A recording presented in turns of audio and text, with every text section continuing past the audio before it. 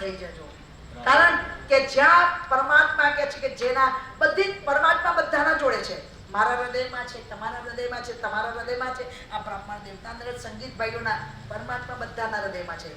પણ એક વાત કહું, કોઈ શરાબ પીધેલો વ્યક્તિ હોય કે પાન માવા ખાધેલો વ્યક્તિ હોય ને, એ આપણી સામે ઉભા રહીને વાત કરતો હોય ને, તો આપણે એના મોઢામાંથી વાસ આવતી હોય તો આપણે એને ખબર ના પડે એમ આપણે થોડા ખસી જઈએ, કારણ કે જો એના દેખતા ખસીએ તો એને અપમાન લાગે, એટલે એને ખરાબ ના લાગે એમ આપણે થોડા ખસીએ. એમ મારો પરમાત્મા કહે છે કે હું તારા હૃદયમાં તો છું જ, પણ તારા હૃદયમાં કપટ, તારા હૃદયમાં ઈર્ષા, વેર ભાવ આ બધું ભરેલું હશે ને તો હું ધીમે ધીમે ધીમે ખસી જઈશ.